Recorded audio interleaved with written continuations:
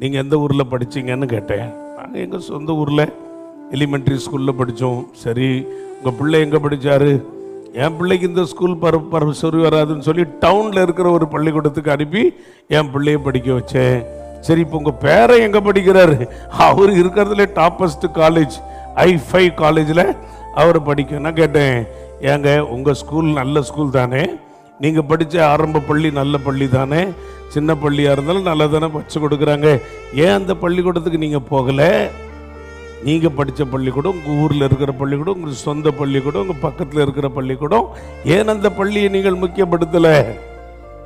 அவருக்கு பதில் சொல்ல முடியல.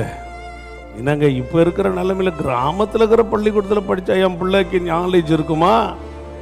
உலக பிரகாரமான படிப்புகளுக்கே முன்னேற்றத்தை தேடிக்கொண்டிருக்கிற பெற்றோர்கள், விசுவாசிகள் ஆவிக்குரிய நிலையில் நம்ம கொஞ்சம் வளரணும்.